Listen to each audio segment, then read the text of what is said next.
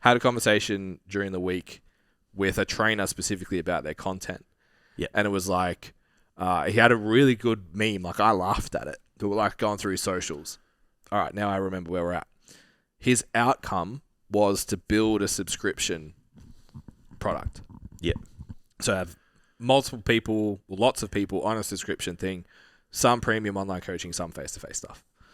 I was like, okay, so the challenge you have there, who you're talking to for all three of those products is really different. Yeah. The person who's going to the gym needs an appointment, so they don't relate the same way that someone who doesn't need an appointment and just wants high-level programming from an online coach to do it themselves. So they're different. Price point's different. Communication's different. Problems are different. There's reachable gaps there, but it's a bit of a challenge. Yeah.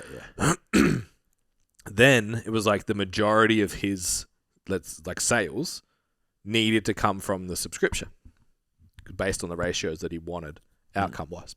I was like, okay, so that means majority of your content has to be at someone who isn't either willing and or able to pay for a premium service, wants to go to the gym by themselves and use an app to track their training. Yeah. So I'm like, who do you think that is? They're probably under 25, maybe students, maybe just started out in the gym 1 to 2 years, probably downloaded a couple of PDFs before they want something a little bit better. Like, your content at the moment is way too far beyond them. Yeah. At the moment. He was like, oh, fuck. Yeah. So I was like, are you excited to talk about that? He's like, nah. Like, that would fucking kill me to go back to those fundamentals again and talk about them. He's like, I would really struggle to show up for that. I'm like, then you need to. He's like, oh, maybe I should just fill out my premium coaching then. I'm like, if that's what you're passionate about talking about, then yeah. Yeah. You know, the one thing I've been thinking about, like, just having that conversation is, like, now I obviously have coached a lot of people at the same generation as me. Yeah. So, like you're a good example of that. Like, you coach, like, the females, like, you know, when they were just young, they just want to look hot. Yep. Then once they realize that, like, you know, not just driving aesthetics, maybe they'll do performance. Yep. Now they're, like, in that period of life where they want to have a family. Yep. Like, I'm obviously, like, kind of working with a similar generation, just like males and females, they're more in aesthetic, but, like, because I still want to work with bodybuilders, I now have to think about the 23-year-old bodybuilder. Yeah. As well as the 35-year-old bodybuilder. Yeah. You know what I mean? Yeah. Yeah. So I had that same conversation with myself the other day. It's like, I can't just aim the content now at someone who I assume knows how to train, how to eat, and how to do all of the 1%ers of bodybuilding. I have to think about this 23-year-old dude, who was, like, just, you know, navigating the shit, looking for the secret. You got to be our BPAC. Correct. For them. Yeah. And I have to regurgitate, I guess, for lack of a better term, like, all of that stuff that we were unpacking, which was fun, I guess, because, you know, you can kind of just a little bit of, like, a spice of content and whatnot. But yeah, I did think about that as well. Like, you know, it all comes down to kind of knowing, like, it's cool to come up with a product and a service that you're passionate about or that suits your business model or your goals, but you also have to think about who's going to buy it. That's right. And you have to like them. Yeah, we've kind of, it's sometimes you kind of nip the bud on someone's enthusiasm, and we've done it in the mentor sessions. They're like, you know, I'm passionate about this. I want to help kids. I want to help athletes and rah. And we're like, that's really good.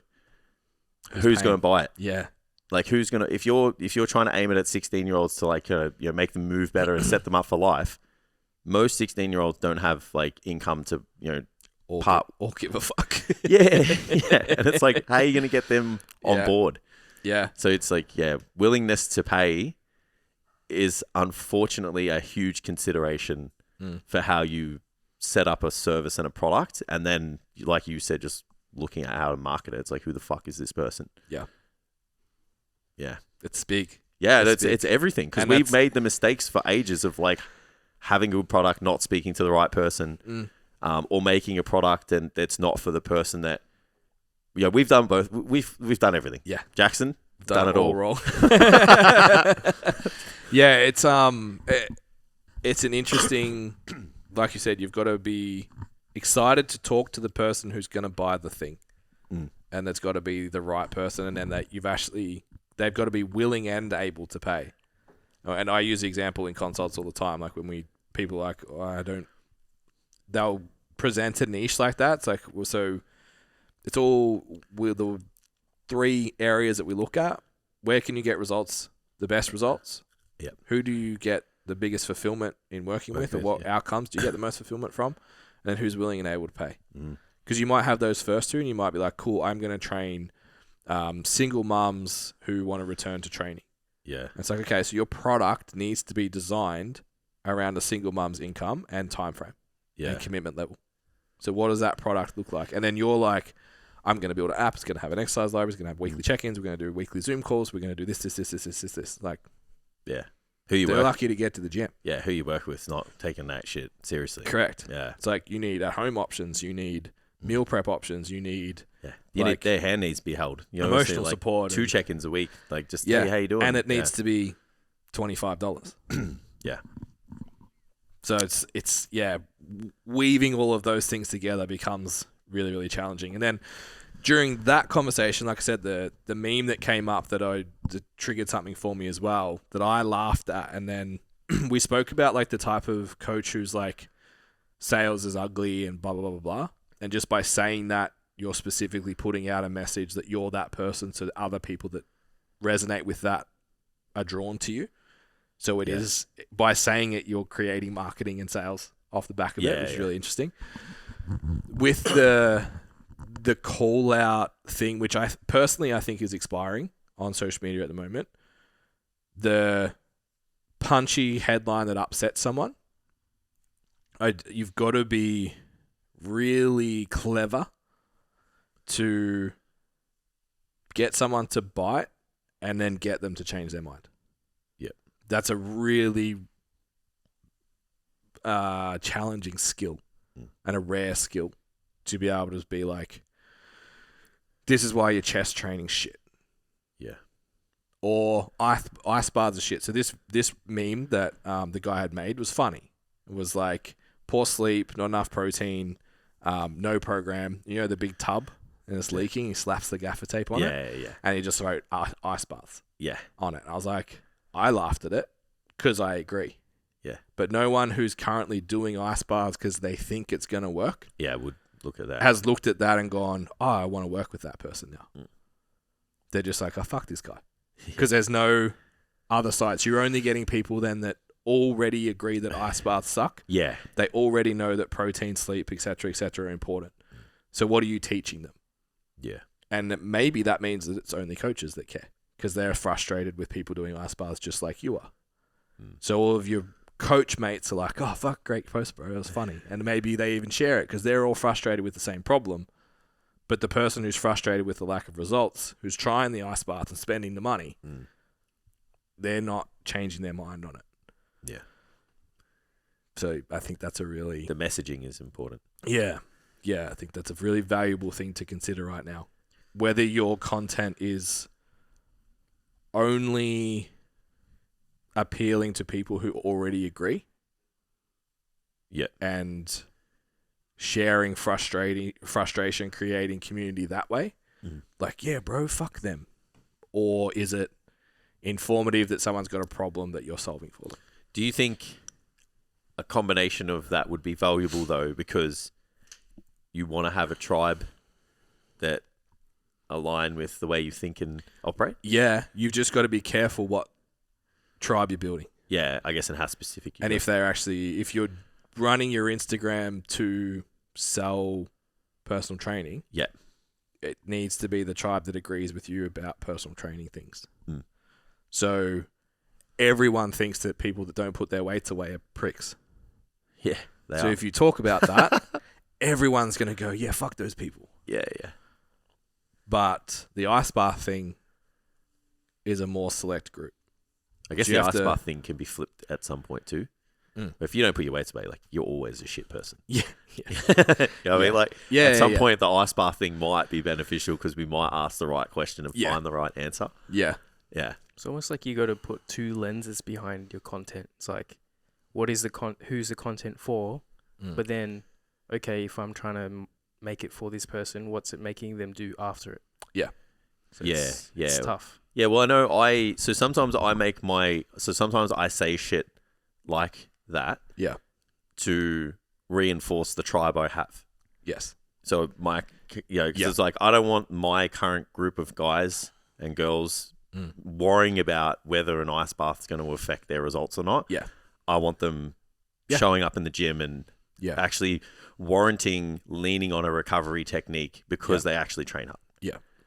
And then I'll think about something that'll disrupt someone outside of my tribe to potentially think a certain way about something that they believe is true that maybe isn't. Yeah.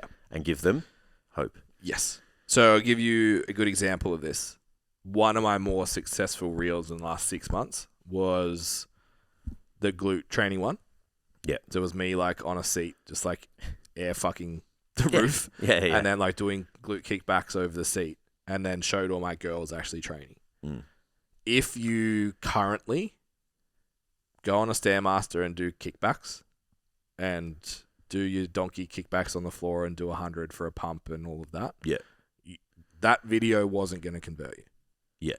Because probably the girls that I posted after that were too jacked and you don't want to look like that. Yeah.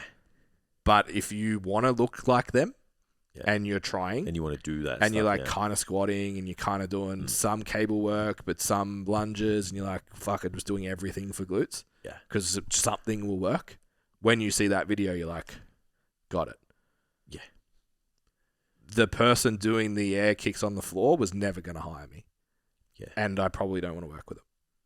Yeah. Because they're at a level that they're not going to get benefit from my service yet. Yeah. They need another 12 months in the gym. So they need to see the light. That is an effective way to create disagreement and separation and your tribe. Because then potentially put the question in that person's head too. Like, yeah. And I have people that I am kind of friends with that do a little bit of that training and a little bit of the other one. They're like, oh, this was great. Yeah. Because it's like, oh, yeah, that makes total sense. Why this is stupid. Yeah, I think it's important to have like we're talking about hills to die on. Yeah. Like, I think it's important to have some. Yes. Especially when it comes to like how you operate with your coaching. Yeah. Like, I think it's important to have, because you'll, like, it's not an accident that, like, as soon as we started to target a certain person to speak in a certain way, like, you got these group of people that, like, you really enjoy. Yeah. I'm going to train one of my clients tomorrow. Yeah. And we're going to do that every Saturday. Yeah. For as long as it's physically viable. Yeah, yeah. And then I got, the boys all interstate, and they're just, like, all trying to, line up times to train together and get together. 3 sessions from interstate clients the next 3 weeks. Yeah, so mad. That's not an accident, because you've kind of cultivated this message, and the way you speak and operate and stand by shit is valuable. Yeah. But like you said, it's like how you do that is important as well. So you almost need to look at it like you have your circle of then call them your current clients and people that already agree with what you do. Yeah. That's like your people already. Then you have another circle around that's like the people on the fringe. Yeah. So they haven't had the exposure to all of your stuff yet to understand why that thing's stupid. Yeah. So maybe they're interested in getting the result and they think that ice baths are going to give them that result. And so like my opinion with the ice bath thing, for example, is like I put a video up this week about it. The boots and the ice bath. Yeah. If your sleep, this is all good and you're tracking those metrics and all of those dots, all of those things are in a row, go do your ice bath in your fancy boots. Don't care. Yeah. Like, do it. It's fine. Yeah, still. Like, not post-workout. I would still argue just like an extra day of training would be better. Yeah. But it's like the way that was communicated is not, you're a fucking idiot. Yeah. It's like a lot of people are doing this yeah. and they're missing this, and this. I understand. And then people go, shit. Maybe I should look at those things. Yeah. What's my mood like, my sex drive like, my whatever. Yeah. And it gets them to think, and they're in that fringe circle that I can influence with my content to make a better choice. If they make a better choice, they see some value, maybe they want to coach with me. Then you've got Ice Bath Zealot, who's the opposite of your circle. Yeah. And by throwing a shot at them, your inner circle and And I think the part that people miss, the fringe group need to agree. If you're going to throw a shot, make sure the fringe people agree, not just your inner circle. Yeah, because your inner circle probably like believe anything you say. Especially if your inner circle is all other coaches, and they're the conversations that you have with other coaches all the time. Yeah. Because you're disconnected from the people. What's real. Oh, yeah. Yeah. And we just did a fucking hour and 10-minute podcast on whether DOMS is good because people are still confused about that. Yeah. Forever, so forever will be. If you put up a post that like soreness, thinking that soreness is a good metric for training makes you a fucking dickhead. You just alienated all of those people that are on the fringe. Yeah. You know what I mean? Yeah. You don't want to hurt their feelings too much as well. Yeah. What's up, guys? Another quick break. I just wanted to jump in and remind you guys about the STC Fit Learning Mentorship. Now, our mentorship's been running since about 2016, where we've developed trainers through their first year of business in personal training and allowed them to leapfrog the first 5 years of mistakes that we made. If you're currently studying, looking to finish in the next month or so, or you're looking for someone to help you out with mentoring and all that kind of stuff, jump on, have a look at the details for the mentorship at stcfitlearning.com. Head to programs and mentorship and all the details are there. And you can come and be an STC Fit coach for an entire year. Includes all of our education and direct mentoring from our head coaches. Back to the episode. Yeah, you have to. I'm not going to get. If you said to me like you're fucking more retard, like if you do this, like even if I was doing it and whatever you said was good, it's like I'm just like fuck that. That was way too much of a stab. Yeah. For me, like I'll think twice about it, but I ain't working with you. Yeah. You know what I mean? Yeah, like, yeah. Would you agree? Like, thank you for insulting me. I want to work with you now. Yeah, I like it's even the call out of like, you know, how people spend their money and shit. Yes. It's a great example. I still see those. Yeah, they'll never die. Yeah, they'll never die. Yeah, because it's the opposite of personal responsibility. That never is going to encourage me. It's like, oh, you know what? I'm going to do my budget with the STC Fit budgeting template that we do in Standout PT. And I'm going to go and find a way to work with this particular person who called me out. Yeah. You know, like that's like when someone makes that post, it's like that's what they think is going to happen. Yeah, that is not going to happen. Yeah. It's like the business coaches that do the like, oh, so if, like you can't afford it, like why don't you just go get a credit card? Is that what people do? Yeah, bro. Oh, fucking oath. Yeah. So is there anyone you could borrow that money from, or do you have like access to? Yeah, bro. It's like so when people talk about the objection that gives handling, me the fucking ick. Yeah, when people talk about that sales objection handling grossness, it's that shit. Yeah, and that's real. There is nothing wrong with feeling that way if that is your interpretation of it. Yeah, we've had people that come to the course. It gives me the fucking ick. Yeah. Ugh. Yeah. You're a scumbag. You're a fucking scumbag if you do that. Yeah. You fuck who you are. A little bit of a be hopeful thing that just like drained out of me for today. Yeah. Yeah, it's real. If you say that, like you're not interested in helping that person at all. No. Like your free shit should put them in a position to at least be able to afford it. Yeah. You know what I mean? Without borrowing a credit card and stuff. Like, or just back yourself and be like, yeah, I'll work with you for this amount of time until you make the money or whatever. You know. Yeah. Like, I had a conversation this week. Had a guy say, I need to put on 2 clients so I can afford it. Blah blah blah blah blah. I'm like, what time frame do you need to do that in? He's like, I reckon I can do it in 2 weeks. He goes, do you have somewhere I can go to learn your sales stuff? And I was like, okay, your first payment starts in 2 weeks. Yeah. Go watch the sales module, go and get it done. Yeah, and you paid for it. Yeah, that's backing yourself. And he was like, oh, that's fucking awesome. Let's go. Yeah. It's like, there's no manipulation there because I know if you watch it, you do it, you'll get the outcome. Kind of shows you don't really care as well. Yeah. Like you're going to put someone in like potential financial hardship to suit your own benefit. Yeah. Like, you know what I mean? It's like, that's fucked. I didn't know that's fucked. Yeah. I'm heaps, lost for words, which is a fucking big deal. Yeah. Remember one of our old coaches, there's a company in Melbourne, I'm trying really hard not to name anyone involved in the situation, who ran a mentorship, like started similar time to us, was like 20 grand. And then they were like, basically just told him he was a piece of shit for not doing it. He'll never make it. Still operates that particular program. Yeah. You'll never make it. You're not really invested in your business. You don't care enough. He was making like $1,000 a week. Yeah. And he wanted 20 grand. Very And he was one that was now. like, ask your parents, get a credit card, get a loan. Like, yeah. Yeah, and he's killing it. Very successful now. Yeah. Has a gym. Yeah. Has a team. Doing pretty good.